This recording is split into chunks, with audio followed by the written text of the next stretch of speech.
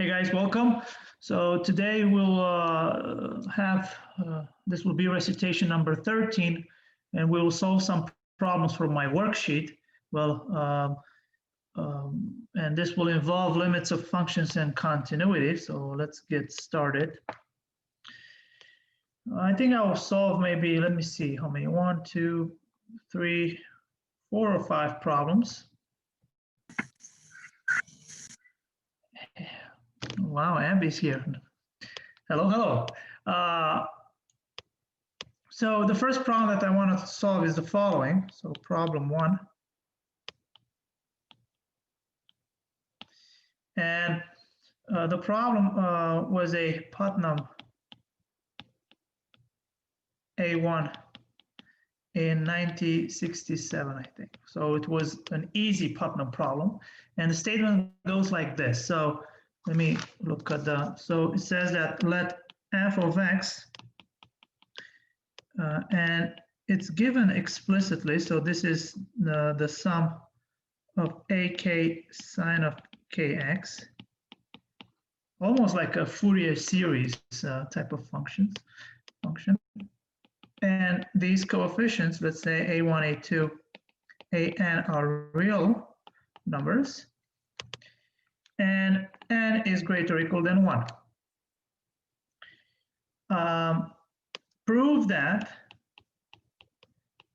if f of x is less or equal than sine of x in absolute value for all x in R,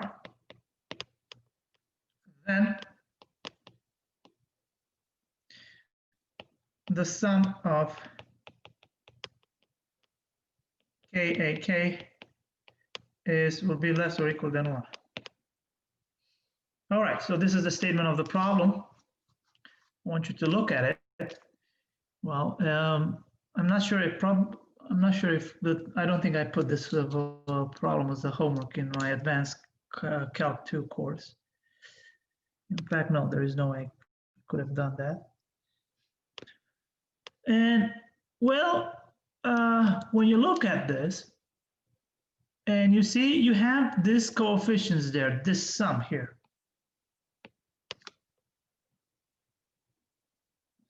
Is this sum the value of the function at a certain point?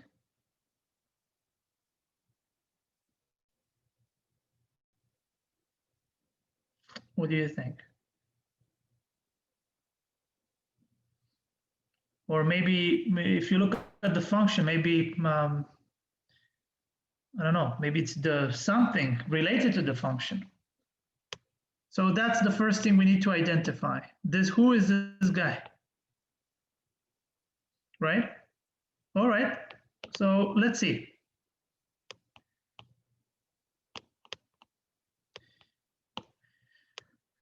Let's look at the function. So let f of x, so let's write it again, this is the sum.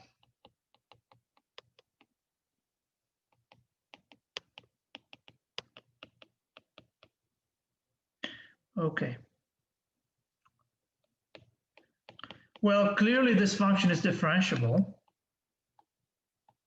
right? It's just a combination of differentiable functions. Clearly f is differentiable. And if we take the derivative, so let's play around a bit with this function. And the derivative f prime of x will be what? Well, let's look here. Will be the sum, in fact, let me off, right? The sum of the derivatives is the sum is the derivative of the sum. So this would be ak times sine of kx prime. This will be cosine of kx times k. Let me write it in this way.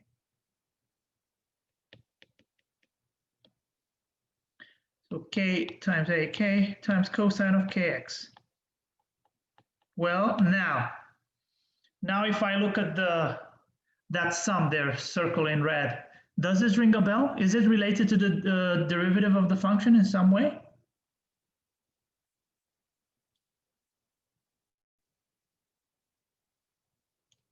What do you think? How is it derivative? It is what? Is the derivative of x evaluated at what point?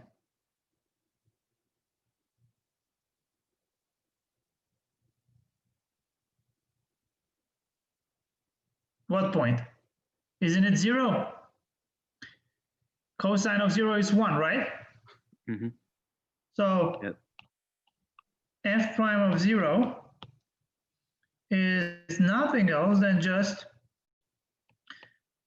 this sum here, the sum of k times ak. Okay, that's great. So I have to show, so this inequality that we have to prove, right? So the inequality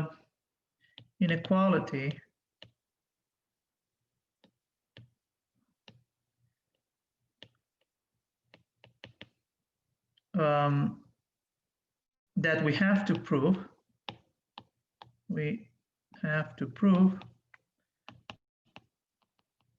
is equivalent with what? With the absolute value of f prime of 0 is less than 1. So that's what we have to prove. So keep this in mind. So this is the goal. All right. And now let's see, what do we know?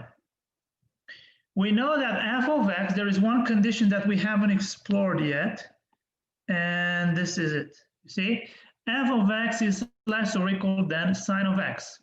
And now guess what? We're going to divide by x. So from f of x less or equal than the absolute value of sine of x, it follows that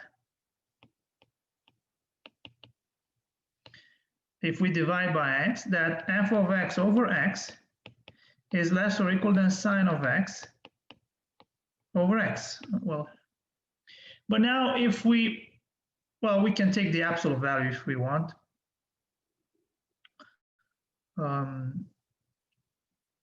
Anyway, so now we can take the limit. So as x approaches infinity, x approaches 0, sorry, we have, let's see, what do we have? And let's just take the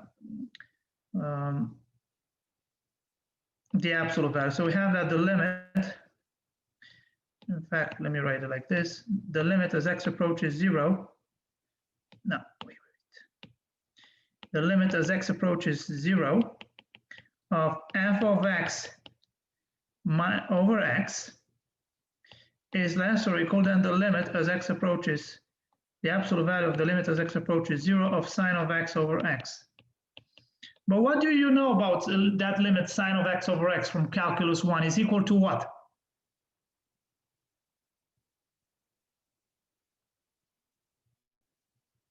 Can you tell me? What is the limit as x approaches 0 of sine of x over x?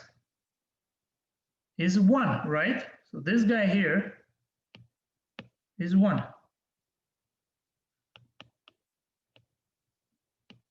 So this guy is 1. Okay, that's great. But what about this limit here? What about this one inside here? Can you tell me? If we write this in the following way, the limit as x approaches 0 of f of x minus, and let's see, f of 0 is what? Can I write it in this way? Let's go back at the function. F of 0 is 0, because this guy here is 0. So this is less than 1. But this guy, according to the definition, this is nothing else than what? Is the derivative, right? This is nothing else than just the derivative of f at the point 0. So this inequality is equivalent with f prime of 0 when absolute value is less than 1, right? But look, this is exactly what we have to prove. Look here. You see? And that's it. And the conclusion of the problem follows immediately, and that's the end of the problem. Is it clear for everybody? That was the main idea, is just to identify that sum of k times ak is nothing else than just the derivative of the function at the point 0. And then you just divide by x and apply this the fact that the sine of x over x is 1 as x approaches 0. That's the problem. It was an easy one, but at least still you have to think a bit of some things. All right, so that was the problem number 1. And now let me go with problem number 2.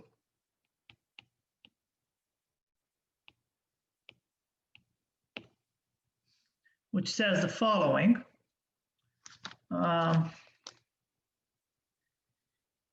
So it says that let f of x be a real continuous periodic function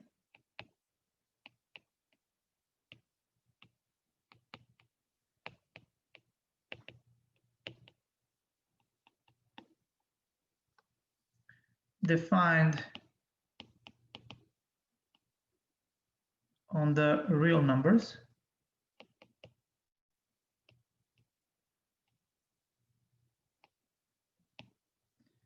such that for each positive integer n,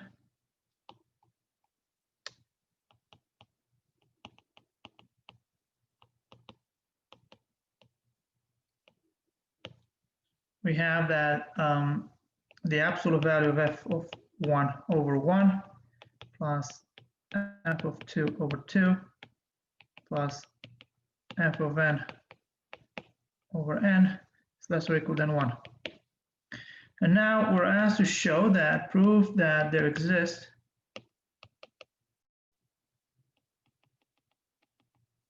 a real number r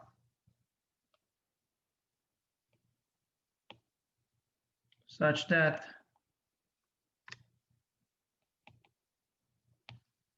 f of r is f of r plus 1 and both of them are equal to 0. Okay. So this is the statement of the problem.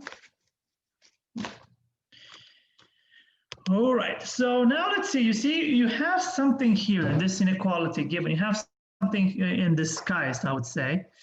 But look at the statement, what you have to prove, that there exists a real number r. Okay, so that's, maybe we should assume that the statement is false.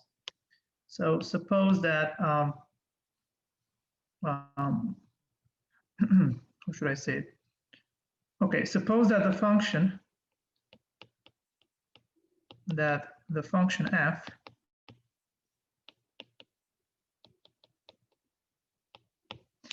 has, let's say, we said it's periodic, so it has a period p greater than 0, right? Then, well, we know that since we know that this is a continuous function, look at it. And we know from the, if you watched my previous video, we said something about continuity on compact intervals, on closed and bounded intervals. And I believe you would remember this from Advanced Calc 1 if you took this class, but I believe you did. It says that any continuous function is bounded. So any continuous function defined on a closed and bounded interval is, well, on a compact interval is bounded, right? So to keep that in mind. So this means that then,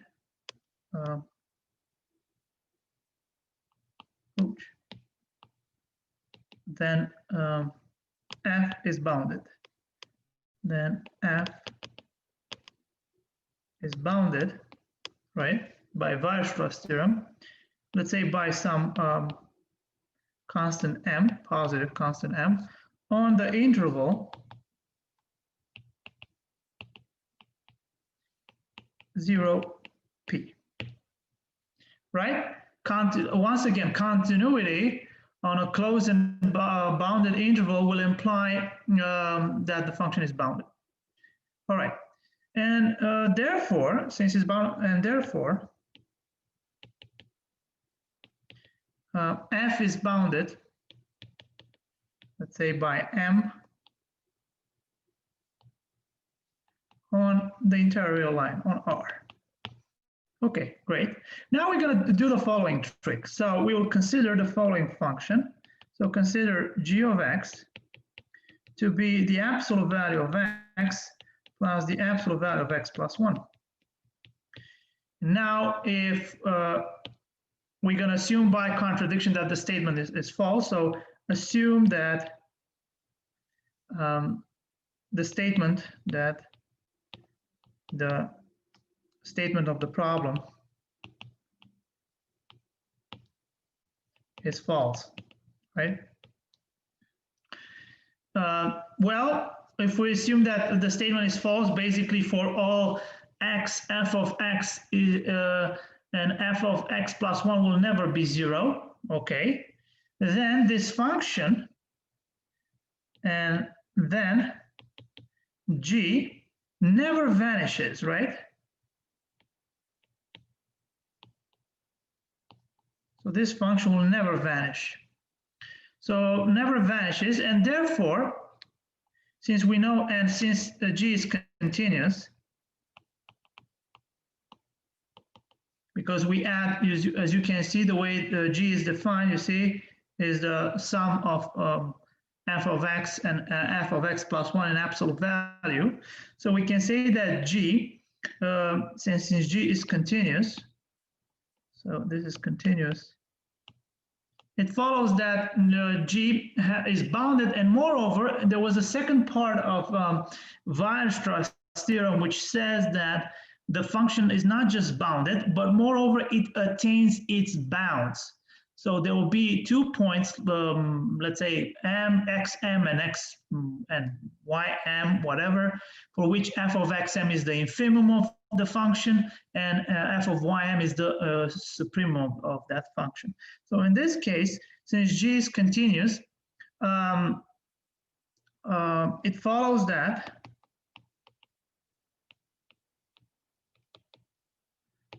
g has a minimum, a positive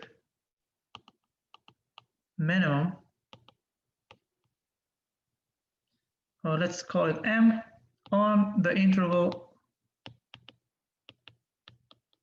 0 p, right? Keep in mind that g is defined, g will assume on this interval, right? And g is continuous.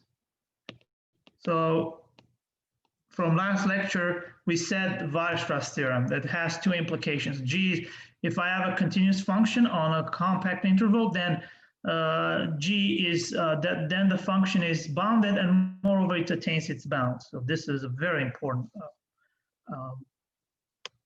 theorem. Okay, now we will have the following. Now,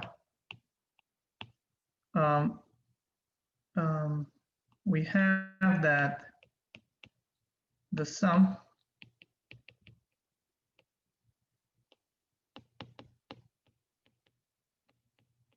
is greater than this, right? If we look at this sum here, if we take the sum, this is greater or equal than m times the sum from k equals 1 of 1 over k, right? It's clear because g of k will always be greater or equal than m, right? So this is m over k, and okay, let me remind you, this is m times the harmonic sequence, right? Where hn, which is this sum, is the harmonic sequence. And we said something about it, right? Okay. But now, on the other hand, something else will happen. On the other hand, let's look again at this guy. So we're going to look again at this fella right here. And we're going to do the following. On the other hand, this guy, if we look at it, this sum of g of k over k will be, and we know who g of k is. Look at it here. It's the absolute value of f of x plus the absolute value of f of x plus 1. So this sum will be nothing else than just the sum of the absolute value of f of k over k plus the absolute value of f of k plus 1 over k, right? All right, great, but I'm going to do something here, and I want you to pay attention. This would be less or equal. I'm going to add something.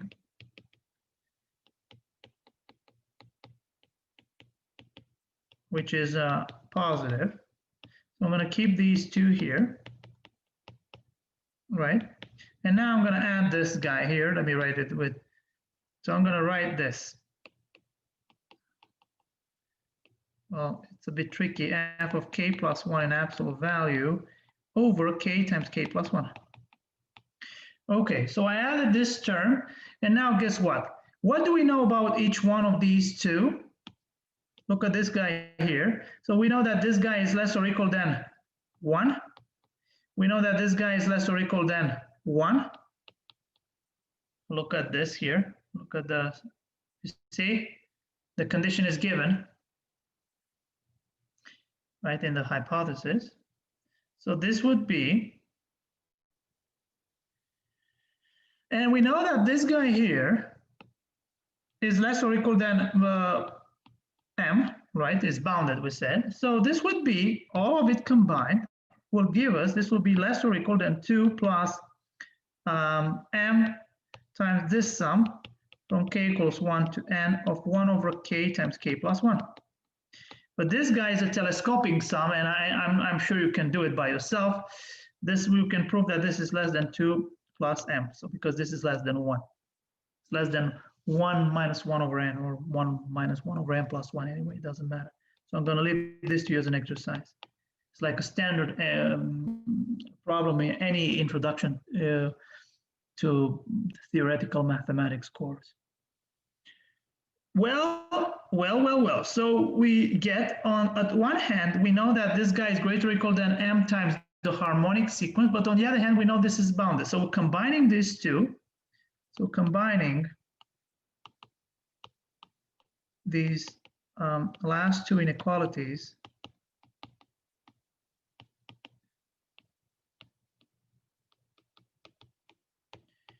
we get, let's see, what do we get?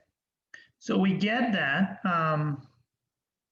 okay, let me write like this, m times hn is less or equal than the sum of g of k over k, which is less strictly less than, well, anyway, it doesn't really matter that much, than 2 plus m, where m is a positive constant. So this is important. So this means that what? This implies that the harmonic sequence that Hn is bounded.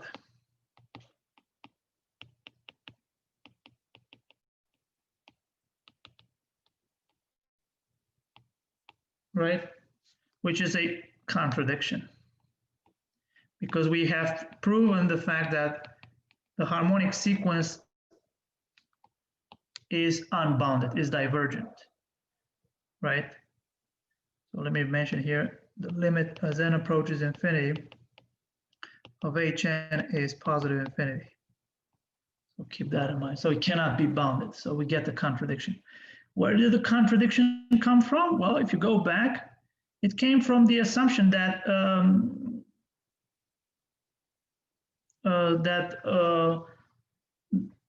you see that for all x, f of x is not f of x plus 1, and moreover is not, they're not both equal to 0. All right, so the problem is solved. I hope it's clear for everybody. Anyway, it's a tricky problem, I would say. It's not an easy problem. All right, now let me point out another problem. So problem 3. And this was a Putnam problem. Let me look. Which says the following. Let me. So this is a Putnam A2 9079. So fairly easy problem. And the statement is the following. So it says establish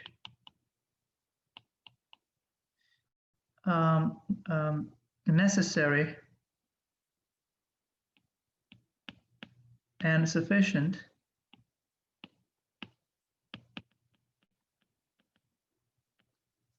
conditions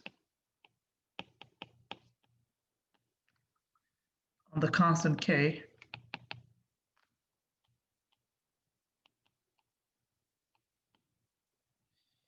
for the existence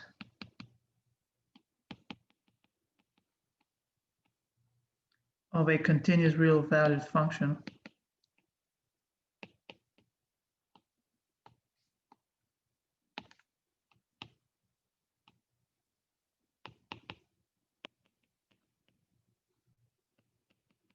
f of x satisfying, and this will satisfy the following condition.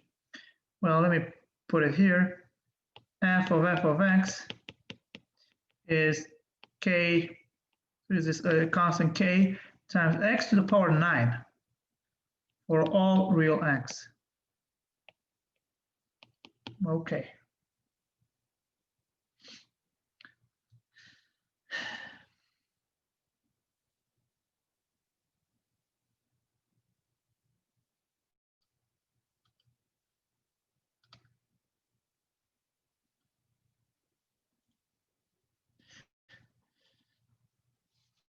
So I want you to think of it.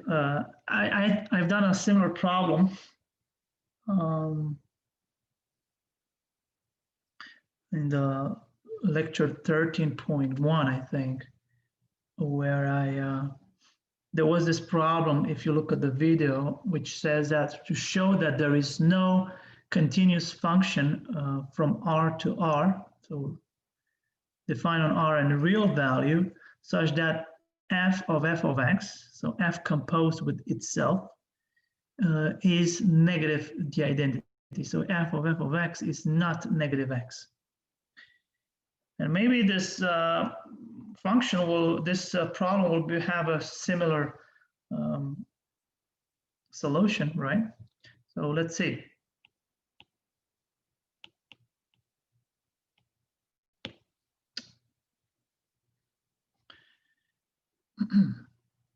What do you think is going to happen? Do you think it will work for, in fact, let's rephrase a bit the question, because it's a bit, so in other words, we will,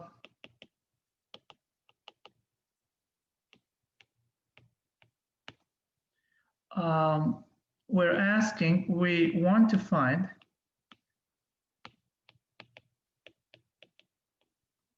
for what real k, let's say, right?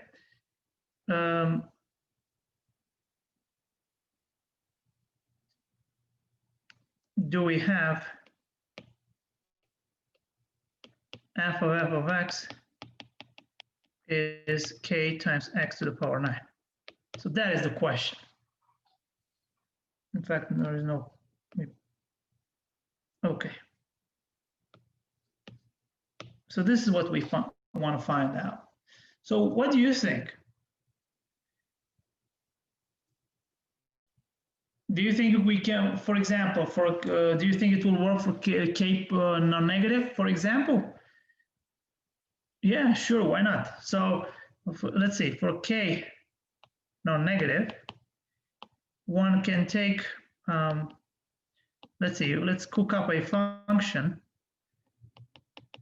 such that f of x will give you this. So what should we take? So f of x. So we should take something, a constant times x cubed, because when we compose f of x, we'll have x to the, to the cubed, right? So let's see, for some constant c. So let's see, let me write it here, f of f of x will be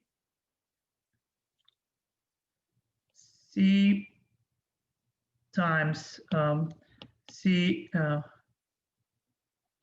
x cubed, right?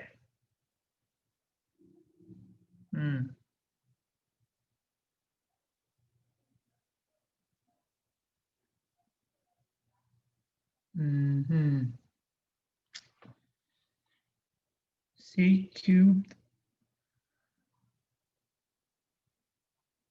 No, wait, let me see.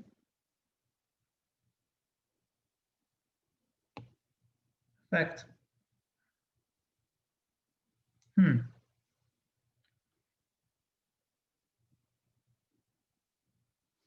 Okay. So x cubed.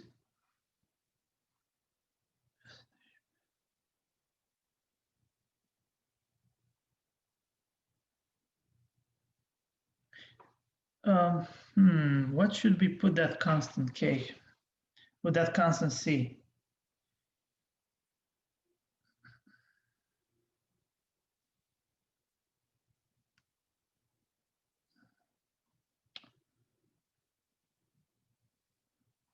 So let me see.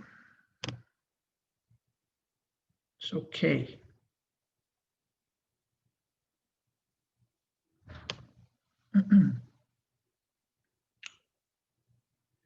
All right.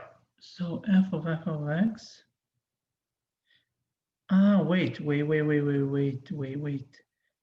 So I have f of x to give me this. So if I put here x cubed, okay. So should I put something like, what constant should we put here? Let's see, maybe, ouch. An example should be,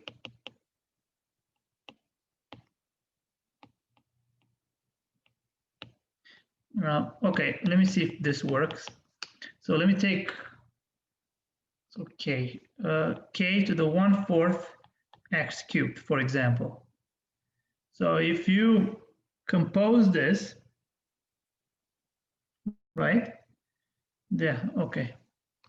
I'll leave it to you as an exercise to look that this actually will give us k times x to the 9th. All right, so this is what happens for k non-negative. But what about k, in fact, for k different than 0, and let's say k negative. For k negative, we will employ the following. So we know that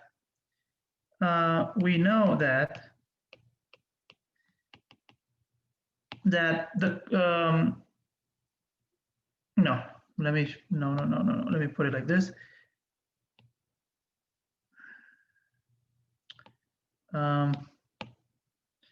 In fact, let me do it like this. So let's see what happens for k negative. First, we prove that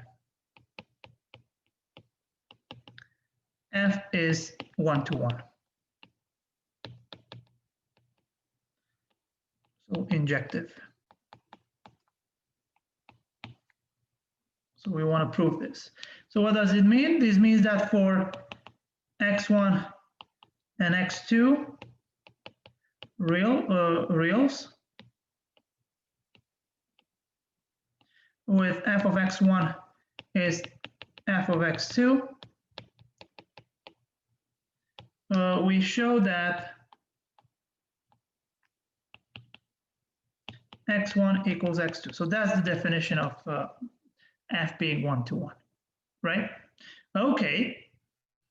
Now let's see, but we compose this since f of x1 is f of x2. This implies that f of x1 is the same as f of x2, right? We just compose with f. But this guy here, which is equivalent with the following, but f of x1 is what? Is k times x1 to the power 9, and the second one is k times x to 2 to the power 9. Or equivalently, this will imply that x1 equals x2. So f is 1 to 1. That's great. This is important. Since f is continuous, there was a theorem that I gave you in the last lecture, 13.1, which says that if I have a continuous and one-to-one function, it follows that it is monotonic. So if f is continuous, it follows that f is monotone. That f is monotone. All right, so f is monotone, but we know something, and I want to go but.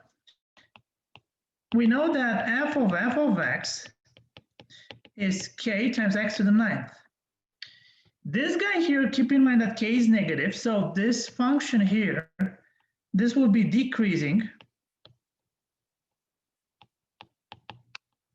This is a decreasing function. And this guy here, the composition of f, when f is monotone, will always be increasing.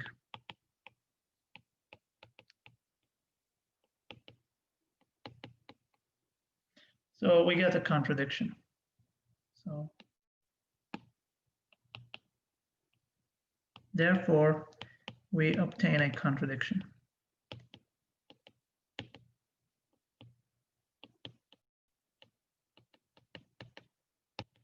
Right? So in this case, there is no such function. So the only case is k equals k non-negative, and that's the end of the problem. Well, I wouldn't say it's that tricky, it's pretty straightforward. I hope it's clear. And now I would like to do one more problem, which is in a similar fashion. So this problem, problem 4, which says the following. It's some Romanian national Olympiad, God knows, 1983 from what I see here, which says the following. If I let A, B be real numbers,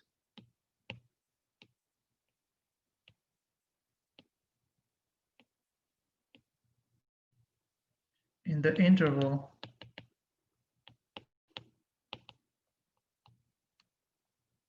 uh, 0, 1/2, and let f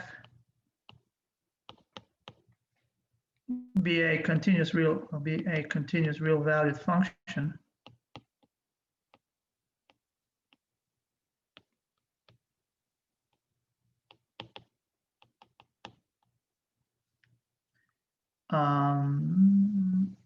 such that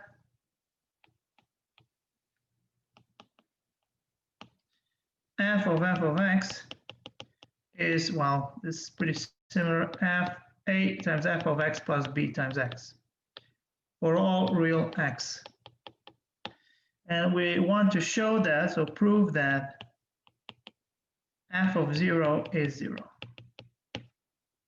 Wow. As you can see, it's pretty similar to the one before this. So maybe we could use some similar idea, right? When you see problems with similar statements, maybe you can take the idea from one problem and use it to another problem, if it just doesn't work like verbatim. So let's see, what information do we have here? Well, we know that f is a continuous real values function, and we have the condition, right? As you can see it here, we have this guy here. And look what we're asked to show. We're asked to prove that this holds true. So f of 0 is 0. So what does this mean? Well, if you think, if you look at a little bit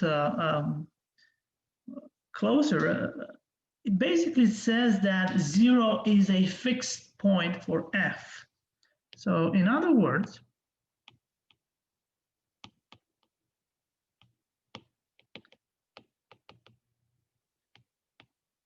we are asked to show that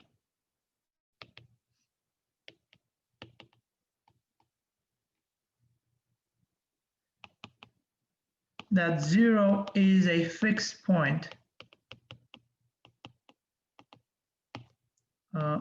for the function f.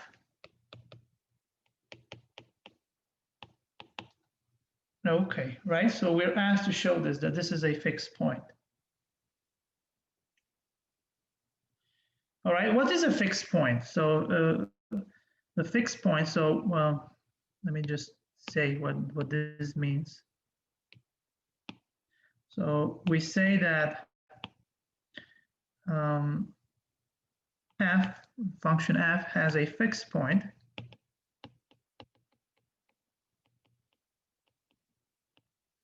if there exists, let's say, an x naught, in whatever, in the domain of the function. Well, in our case, let's say it's a real number, such that f of x naught is x naught. So, right? So we have to show that 0 is a fixed point for this. Okay.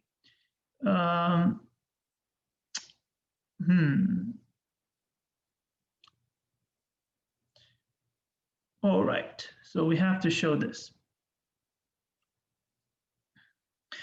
Now, let me, so we're gonna do the following reasoning. Let's assume by contradiction that there is no fixed point for this function. So assume that f has no fixed point. So this means that f of x cannot be equal to x. So f of x is different than x for all x real number. And without loss of generality, so without loss of generality,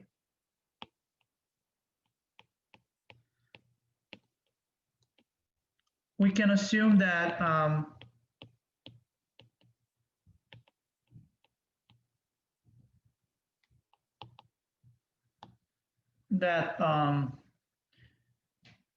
let's say f of x is greater than x, strictly greater than x, for all x real numbers, for x in R, right?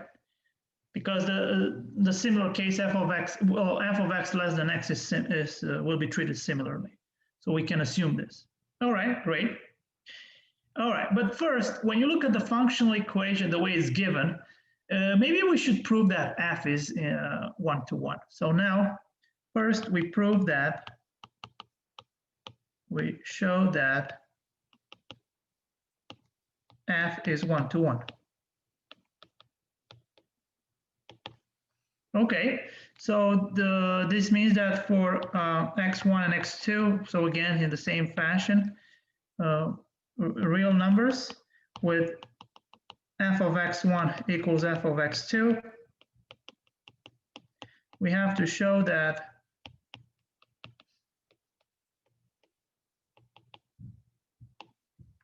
that x1 equals x2.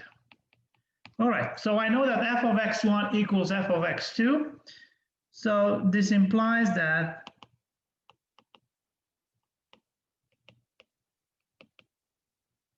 f of x1 is f of x2, right? We could just compose with f, but which will be equivalent with, let's see who f of x1 is. Look at the functional equation.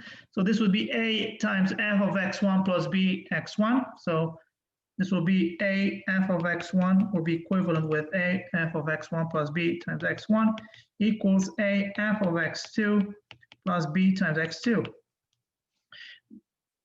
Right, but we know that the two are equal. So this guy is the same as f of x2. So this will imply will be equivalent bx1 is the same as bx2, or if you want, equivalent with x1 equals x2, because we know that b cannot be 0. Look at b. If we go back, you see a and b. This is very important. You will see a and b are in the ouch. A and B are in this interval here. So they're in 0 and 1/2, right? So now we know that this function is 1-to-1. So f is 1-to-1.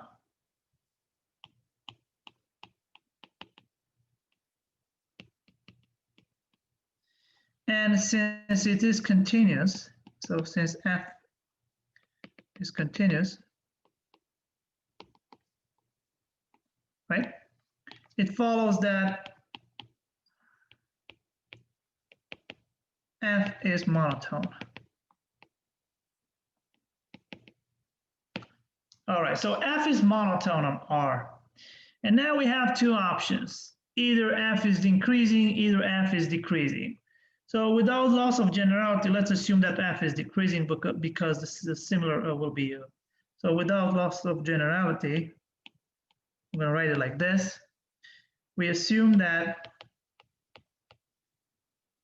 f is decreasing.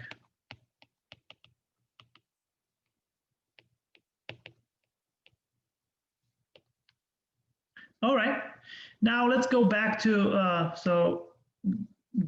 going back to the functional equation.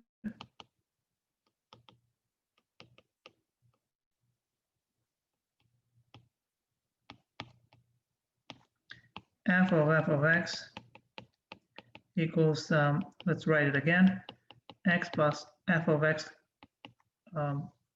plus bx, right? What do we know? So we know that, and also we know that f of x is greater than x. So let's keep that in mind. Oh, right. So, and we know that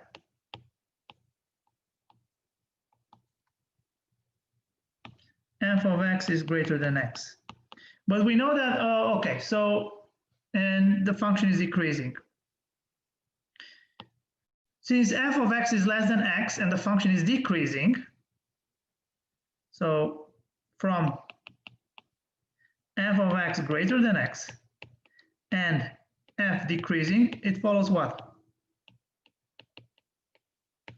If we compose with f, what does it mean? It follows that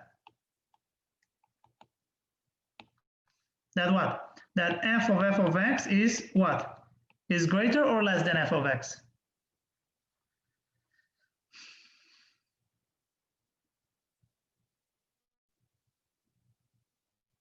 Is what?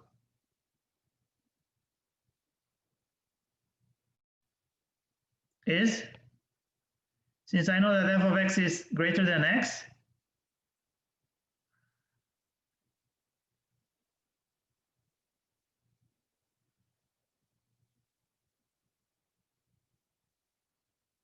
so what should I put here? So increasing, keep in mind, means that x1 less than x2, it follows f of x1 less than f of x2.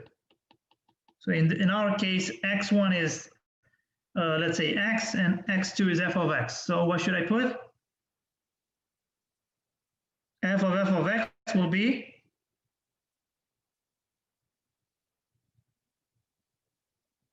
but we know it's decreasing, right? So it's the other way around. This is increasing. We know this is decreasing. So f of x will be what? Will be greater than f of x, right? All right, so we have this. So a times f of x plus b of x is less than f of x. Right? And now, let's look here very, very carefully. Now, what do we have? So we have that this will be equivalent with, we take f of x, so this would be 1 minus a times f of a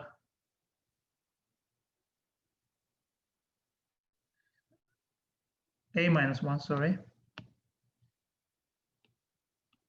A minus 1 times f of x will be plus b of x is less than 0. Let's see if this is true. So what do we know? We know that a is less than 1/2. So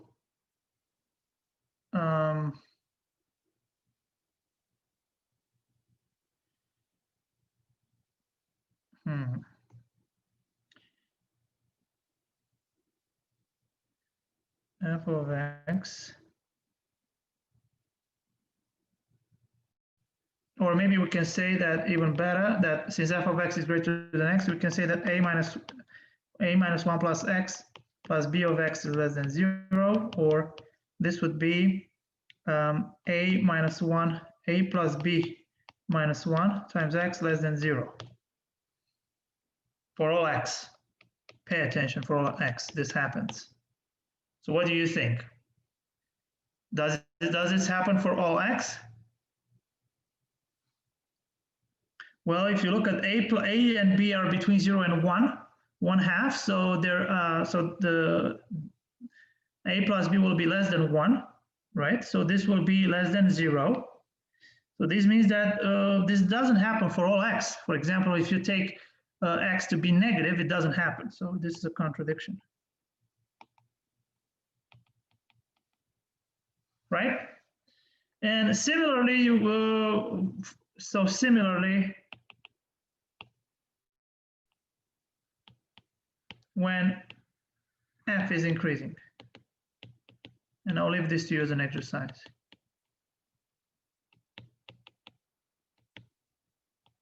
Right? What you can do is just, you will have the different inequality, and then you have to use another. It will give you something similar. It will be positive. Anyway, it's just similar. Right? So this is how you treat this kind of problems. All right, guys, I think I hadn't planned to do one more problem, but I think I'm gonna stop here. Well, this will be the recitation number 13. And although the semester is over, I'll continue next week. Well, on Thursday, I'll record a video, and then I'll continue next week with differentiability. Okay, guys, thank you very much.